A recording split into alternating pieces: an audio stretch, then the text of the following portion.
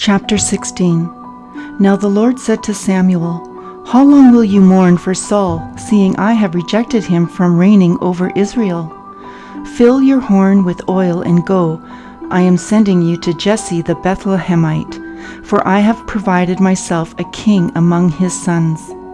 And Samuel said, "How can I go? If Saul hears it, he will kill me." But the Lord said, "Take a heifer with you and say, 'I have come to sacrifice to the Lord.' Then invite Jesse to the sacrifice, and I will show you what you shall do. You shall anoint for me the one I name to you." So Samuel did what the Lord said, and went to Bethlehem. And the elders of the town trembled at his coming and said, "Do you come peaceably?" And he said, "Peaceably I have come to sacrifice to the Lord. Sanctify yourselves and come with me to the sacrifice." Then he consecrated Jesse and his sons and invited them to the sacrifice. So it was, when they came, that he looked at Eliab and said, "Surely the Lord's anointed is before him." But the Lord said to Samuel, "Do not look at his appearance or at his physical stature, because I have refused him. For the Lord does not see as man sees, for man looks at the outward appearance, but the Lord looks at the heart." So Jesse called Abinadab and made him pass before Samuel. And he said, "Neither has the Lord chosen this one." Then Jesse made Shammah pass by, and he said, "Neither has the Lord chosen this one." Thus Jesse made 7 of his sons pass before Samuel. And Samuel said to Jesse, "The Lord has not chosen these." And Samuel said to Jesse, "Are all the young men here?" Then he said, "There remains yet the youngest, and there he is, keeping the sheep." And Samuel said to Jesse, "Send and bring him, for we will not sit down till he comes here." So he sent and brought him in. Now he was ruddy, with bright eyes and good-looking. And the Lord said, "Arise, anoint him, for this is the one." Then Samuel took the horn of oil and anointed him in the midst of his brothers, and the Spirit of the Lord came upon David from that day forward. So Samuel arose and went to Ramah. But the Spirit of the Lord departed from Saul, and a distressing spirit from the Lord troubled him. And Saul's servants said to him, "Surely a distressing spirit from God is troubling you. Let our master now command your servants who are before you to seek out a man who is a skillful player on the harp, and it shall be that he will play it with his hand when the distressing spirit from God is upon you, and you shall be well." So Saul said to his servants, "Provide me now a man who can play well, and bring him to me." Then one of the servants answered and said, "Look, I have seen a son of Jesse the Bethlehemite, who is skillful in playing, a mighty man of valor, a man of war, prudent in speech, and a handsome person, and the Lord is with him." Therefore Saul sent messengers to Jesse and said, "Send me your son David, who is with the sheep." And Jesse took a donkey loaded with bread, a skin of wine, and a young goat, and sent them by his son David to Saul. So David came to Saul and stood before him, and he loved him greatly, and he became his armor-bearer. Then Saul sent to Jesse, saying, "Please let David stand before me, for he has found favor in my sight." And so it was, whenever the Spirit from God was upon Saul, that David would take a harp and play it with his hand. Then Saul would become refreshed and well, and the distressing spirit would depart from him. Chapter 17. Now the Philistines gathered their armies together to battle, and were gathered at Socoh, which belongs to Judah. They encamped between Socoh and Azekah in Ephes Dammim. And Saul and the men of Israel were gathered together, and they encamped in the valley of Elah, and drew up in battle array against the Philistines. The Philistines stood on a mountain on one side, and Israel stood on a mountain on the other side, with a valley between them. And a champion went out from the camp of the Philistines named Goliath, from Gath, whose height was 6 cubits and a span. He had a bronze helmet on his head, and he was armed with a coat of mail. and the weight of the coat was 5,000 shekels of bronze. And he had bronze armor on his legs, and a bronze javelin between his shoulders. Now the staff of his spear was like a weaver's beam, and his iron spearhead weighed 600 shekels, and a shield-bearer went before him. Then he stood and cried out to the armies of Israel and said to them, Why have you come out to line up for battle? Am I not a Philistine, and you the servants of Saul? Choose a man for yourselves, and let him come down to me. If he is able to fight with me and kill me, then we will be your servants. But if I prevail against him and kill him, then you shall be our servant and serve us. And the Philistine said, I defy the armies of Israel this day. Give me a man that we may fight together. When Saul and all Israel heard these words of the Philistine, they were dismayed and greatly afraid. Now David was the son of that Ephrathite of Bethlehem, Judah, whose name was Jesse, and who had 8 sons. And the man was old, advanced in years, in the days of Saul. The 3 oldest sons of Jesse had gone to follow Saul to the battle. The names of his 3 sons who went to the battle were Eliab, the firstborn, next to him Abinadab, and the third Shammah. David was the youngest, and the 3 oldest followed Saul. But David occasionally went and returned from Saul to feed his father's sheep at Bethlehem. And the Philistine drew near and presented himself 40 days, morning and evening. Then Jesse said to his son David, Take now for your brothers an ephah of this dried grain and these 10 loaves, and run to your brothers at the camp, and carry these 10 cheeses to the captain of their 1,000, and see how your brothers fare, and bring back news to them of them. Now Saul and they and all the men of Israel were in the valley of Elah fighting with the Philistines. So David rose early in the morning, left the sheep with a keeper, and took the things and went as Jesse had commanded him. And he came to the camp as the army were going out to the fight and shouting for the battle. For Israel and the Philistines had drawn up in battle, array army against army. And David left his supplies in the hand of the supply keeper, ran to the army, and came and greeted his brothers. Then as he talked with them, there was the champion, the Philistine of Gath, Goliath by name, coming up from the armies of the Philistines, and he spoke according to the same words. So David heard them. And all the men of Israel, when they saw the man, fled from him, and were dreadfully afraid. So the men of Israel said, Have you seen this man who has come up? Surely he has come up to defy Israel, and it shall be that the man who kills him, the king will enrich with great riches, will give him his daughter, and give his father's house exemption from taxes in Israel. Then David spoke to the men who stood by him, saying, What shall be done for the man who kills this Philistine, and takes away the reproach from Israel? For who is this uncircumcised Philistine, that he should defy the armies of the living God? And the people answered him in this manner, saying, So shall it be done for the man who kills him. Now Eliab, his oldest brother, heard when he spoke to the men, and Eliab's anger was aroused against David, and he said, Why did you come down here?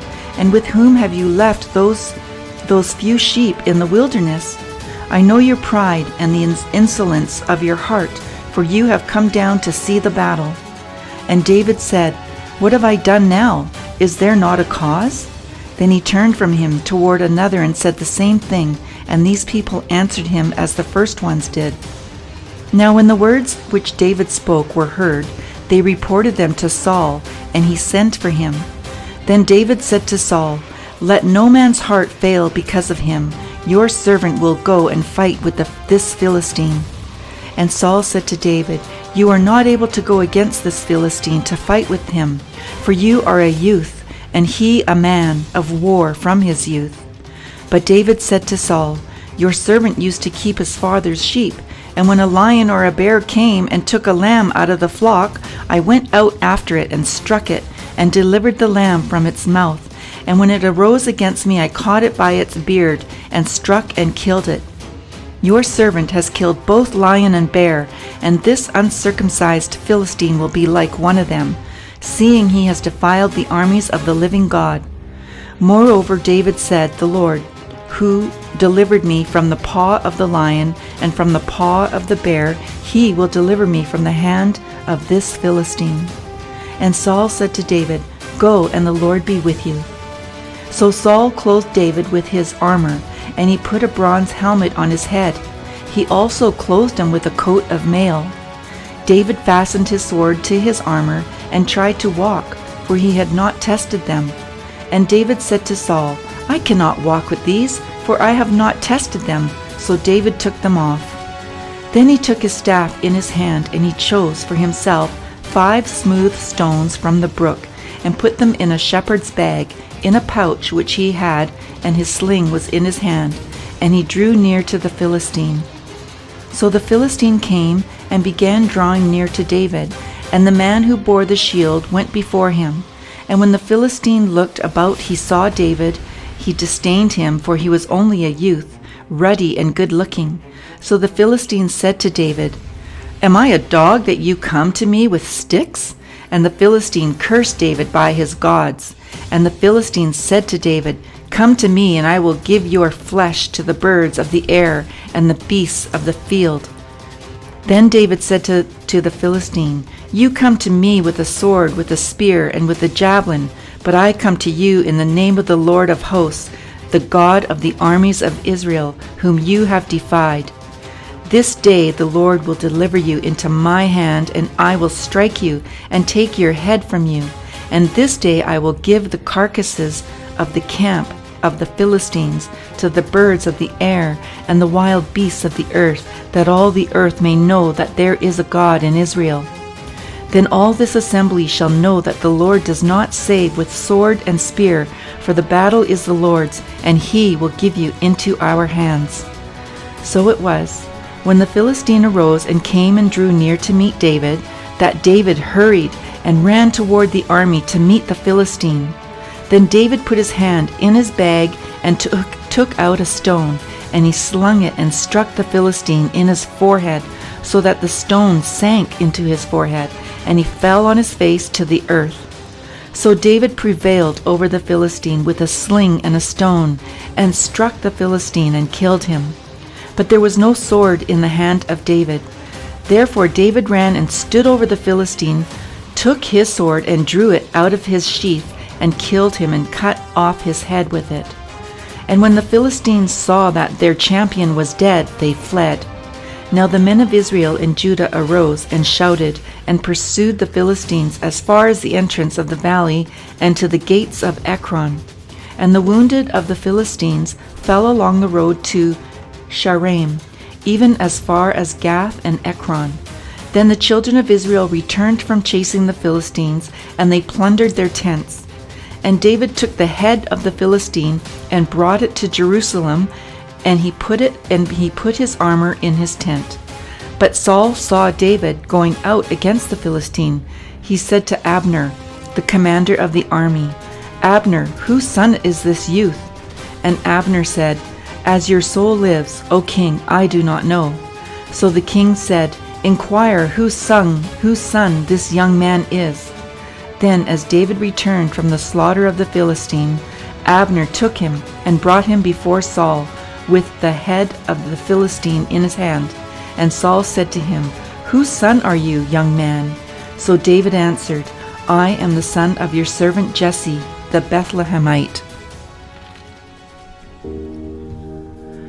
Chapter 18. Now when he had finished speaking to Saul, the soul of Jonathan was knit to the soul of David, and Jonathan loved him as his own soul. Saul took him that day and would not let him go home to his father's house any more. Then Jonathan and David made a covenant because he loved him as his own soul. And Jonathan took off the robe that was on him and gave it to David with his armor, even to his sword and his bow and his belt. So David went out wherever Saul sent him and behaved wisely. And Saul set him over the men of war, and he was accepted in the sight of all the people, and also in the sight of Saul's servants. Now it had happened as they were coming home, when David was returning from the slaughter of the Philistine, that the women had come out of all the cities of Israel singing and dancing to meet King Saul with tambourines, with joy, and with musical instruments. So the women sang as they danced and said, "Saul has slain his thousands, and David his 10,000s." Then Saul was very angry, and the saying displeased him, and he said, "They have ascribed to David 10,000s, and to me they have ascribed only thousands. Now what more can he have but the kingdom?" So Saul eyed David from that day forward. And it happened on the next day that the distressing spirit from God came upon Saul, and he prophesied inside the house. So David played music with his hand, as at the other times, but there was a spear in Saul's hand. And Saul cast the spear, for he said, "I will pin David to the wall." But David escaped his presence twice. Now Saul was afraid of David, because the Lord was with him, but had departed from Saul. Therefore Saul removed him from his presence, and made him his captain over 1,000. And he went out and came in before the people. And David behaved wisely in all his ways, and the Lord was with him. Therefore, when Saul saw that he behaved very wisely, he was afraid of him. But all Israel and Judah loved David, because he went out and came in before them. Then Saul said to David, "Here is my older daughter, Merab. I will give her to you as a wife. Only be valiant for me and fight the Lord's battles."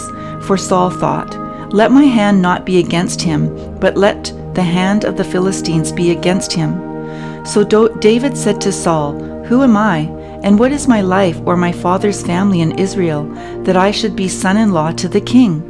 But it happened at the time when Merab, Saul's daughter, should have been given to David, that she was given to Adriel the Metholethite as a wife. Now Michal, Saul's daughter, loved David, and they told Saul, and the thing pleased him. So Saul said, "I will give her to him, that she may be a snare to him, and that the hand of the Philistines may be against him." Therefore Saul said to David a second time, "You shall be my son-in-law today." And Saul commanded his servants, "Communicate with David secretly, and say, 'Look, the king has delight in you, and all his servants love you. Now therefore become the king's son-in-law.'" So Saul's servant spoke those words in the hearing of David, and David said, "Does it seem to you a light thing to be a king's son-in-law, seeing I am poor and lightly esteemed man?" And the servants of Saul told him, saying, "In this manner David spoke." Then Saul said, "Thus you shall say to David, 'The king does not desire any dowry, but 100 foreskins of the Philistines, to take vengeance on the king's enemies.'" But Saul thought to make David fall by the hand of the Philistines. So when his servants told David these words, it pleased David well to become the king's son-in-law. Now the days had not expired. Therefore David arose and went, he and his men, and killed 200 men of the Philistines.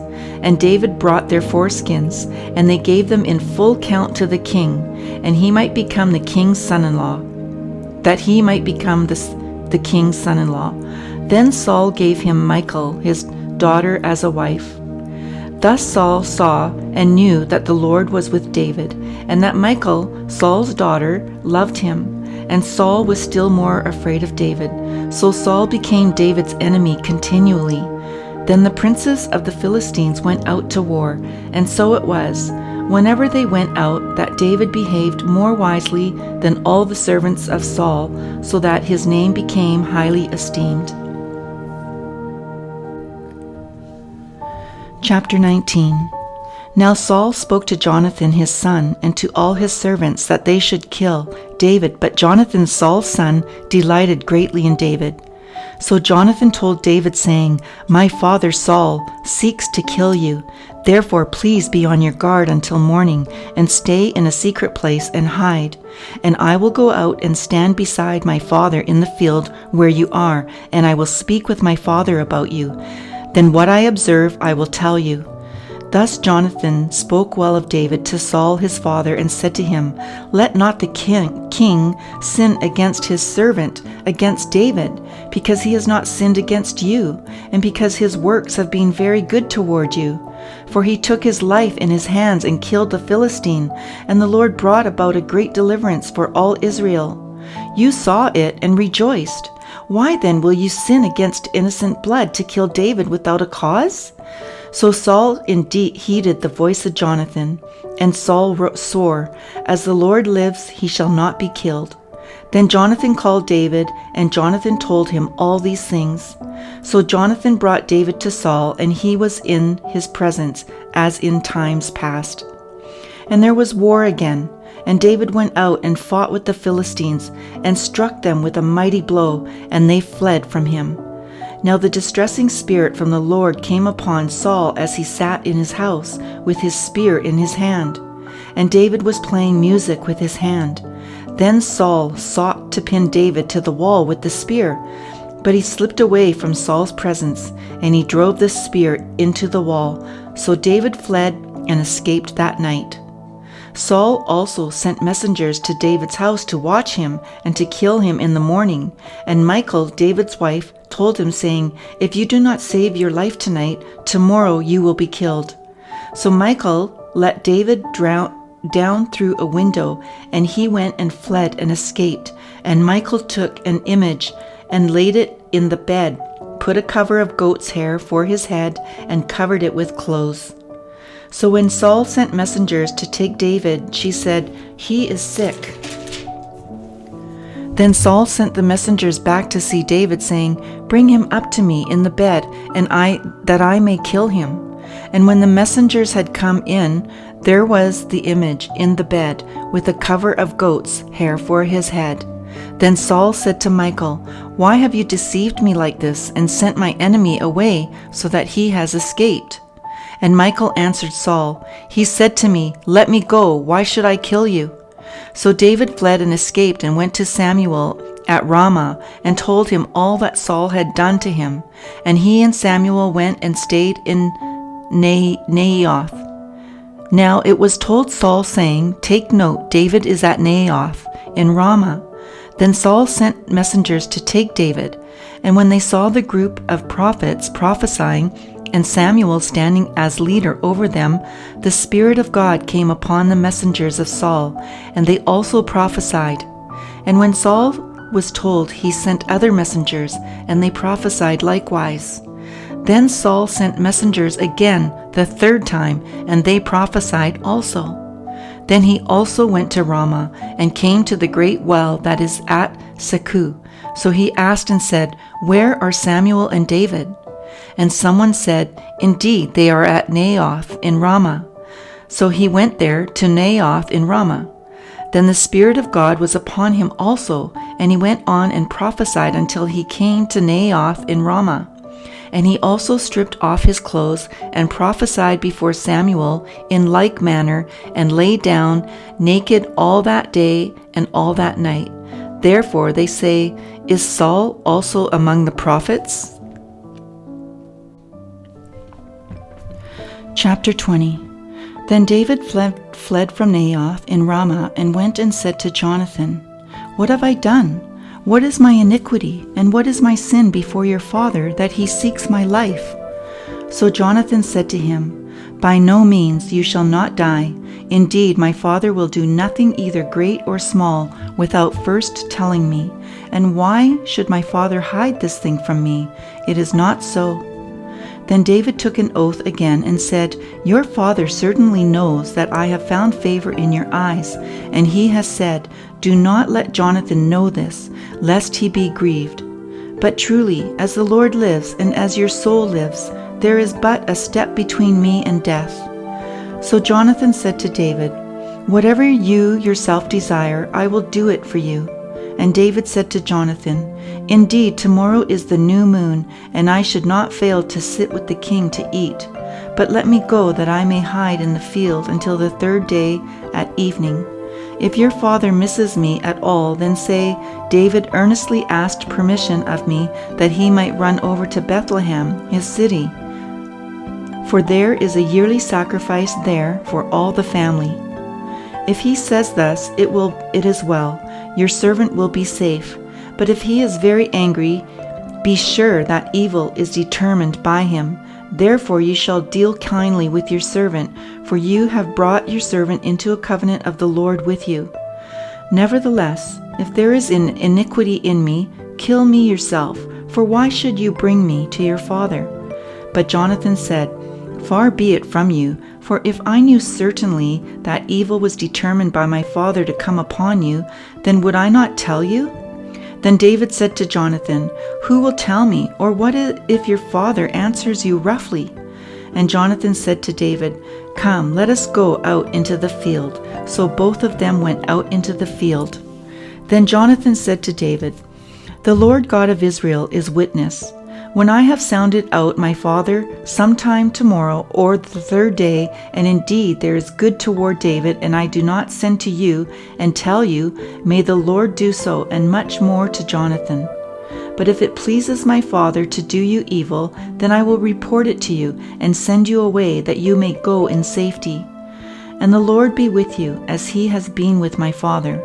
And you shall not only show me the kindness of the Lord while I still live, that I may not die, but you shall not cut off your kindness from my house forever. No, not when the Lord has cut off every one of the enemies of David from the face of the earth. So Jonathan made a covenant with the house of David, saying, Let the Lord require it at the hand of David's enemies. Now Jonathan again caused David to vow, because he loved him, for he loved him as he loved his own soul. Then Jonathan said to David, Tomorrow is the new moon, and you will be missed, because your seat will be empty. And when you have stayed 3 days, go down quickly and come to the place where you hid on the day of the deed, and remain by the stone Ezel. Then I will shoot 3 arrows to the side as though I shot at a target, and there I will send a lad, saying, Go find the arrows. If I expressly say to the lad, Look, the arrows are on this side of you, get them and come then. As the Lord lives, there is safety for you and no harm. But if I say thus to the young man, Look, the arrows are beyond you, go your way, for the Lord has sent you away. And as for the matter which you and I have spoken of, indeed the Lord be between you and me forever. Then David hid in the field. And when the new moon had come, the king sat down to eat the feast. Now the king sat on his seat, as at other times on the seat by the wall. And Jonathan arose, and Abner sat by Saul's side, but David's place was empty. Nevertheless, Saul did not say anything that day, for he thought, Something has happened to him. He is unclean. Surely he is unclean. And it happened the next day, the second day of the month, that David's place was empty. And Saul said to Jonathan his son, Why has the son of Jesse not come to eat, either yesterday or today? So Jonathan answered Saul, David earnestly asked permission of me to go to Bethlehem, and he said, Please let me go, for our family has a sacrifice in the city, and my brother has commanded me to be there. And now, if I have found favor in your eyes, please let me get away and see my brothers. Therefore he has not come to the king's table. Then Saul's anger was aroused against Jonathan, and he said to him, You son of a perverse, rebellious woman, do I not know that you have chosen the son of Jesse to your own shame and to the shame of your mother's nakedness? For as long as the son of Jesse lives on the earth, you shall not be established, nor your kingdom. Now therefore send and bring him to me, for he shall surely die.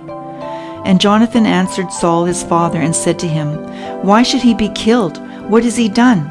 Then Saul cast a spear at him to kill him, by which Jonathan knew that it was determined by his father to kill David. So Jonathan arose from the table in fierce anger and ate no food the second day of the month, for he was grieved for David because his father had treated him shamefully. And so it was in the morning that Jonathan went out into the field at the time appointed with David, and a little lad was with him. Then he said to his lad, Now run, find the arrows which I shoot. As the lad ran, he shot an arrow beyond him. When the lad had come to the place where the arrow was which Jonathan had shot, Jonathan cried out after the lad and said, "Is not the arrow beyond you?" And Jonathan cried out after the lad, "Make haste, hurry, do not delay."